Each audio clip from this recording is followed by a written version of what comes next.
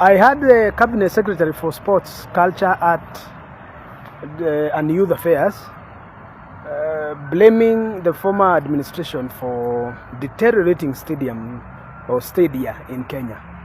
And in the words of the picturesque Cabinet Secretary, the Uhuru Kenyatta government is responsible for bad fields across the country. And I think it's important in the spirit of fair administration of justice to respond to him with keen respect that, Mr. Cabinet Secretary, you are out of order. While I served in that ministry for only 1 year, it is not true that your assertion can pass for honest public information. Indeed, Mr. Cabinet Secretary, the man from Port Victoria, you are misleading the public, you are lying to the nation. That is unethical and it reeks a man of zero integrity. Do you know why? Because the Kinoru Stadium was constructed by the chairman today of Kenya Revenue Authority, Mwaura, in his Toddy construction company. The same man was awarded the contract to construct Chuka Stadium, and his company, Toddy Construction, was the implementing agency. Mr. Cabinet Secretary, do you know your colleague CS, Honorable Moses Kuria, and his associated company constructed the Karato Stadium? Are you aware? Have you checked your books? So, after messing the public coffers with these constructions, your president continued to award these people lucrative positions in government. So, where is Uhuru Kenyatta coming in there? Where? CS, Uhuru anakujia wapi hapo? Munaharibu kazi, munadaganya. Then you have seen masses that are ignorant to lie to them every single day because you think nobody can take you on what is true. When I left that ministry, 2022, the stadia were under and have always been under Sports Kenya.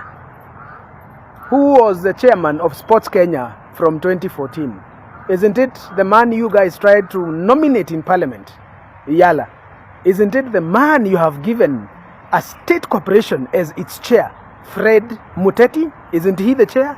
Wasn't he the one who awarded over 3.5 billion shillings worth cumulatively stadia in Kenya? It's a contract for construction of stadia in Kenya. Isn't he? Isn't he the man, the poster boy for William Ruto in Makueni?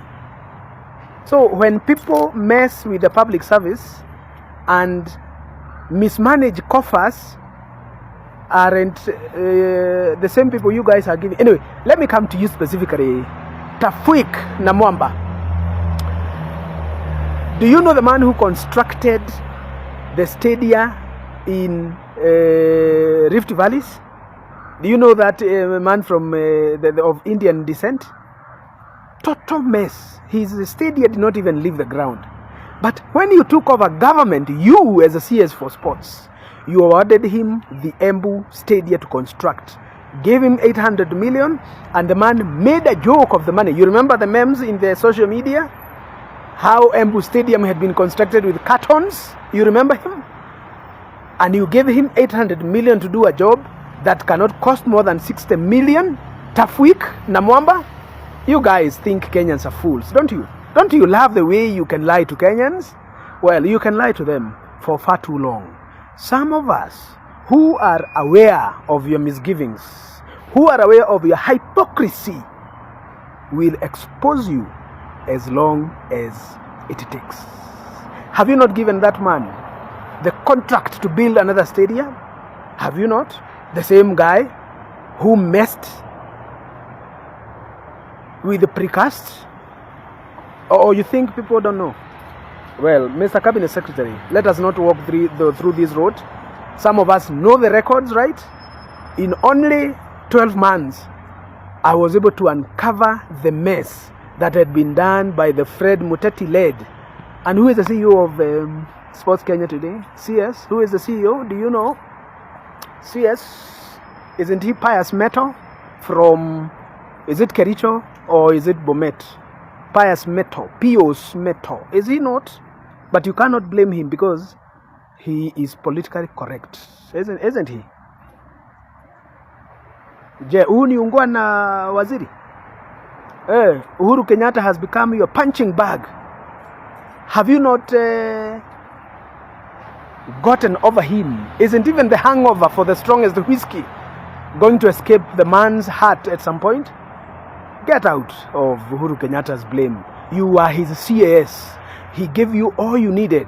He supported you for 5 years as a foreign affairs CS. Gave you all the access to power.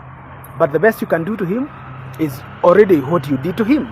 Because you have already done the worst you can do to a man, why don't you let him retire in peace? Why don't you leave your boss to blame him because it will work for him politically? How does it work for you to bastardize Uhuru Kenyatta? Shame on you, Waziri.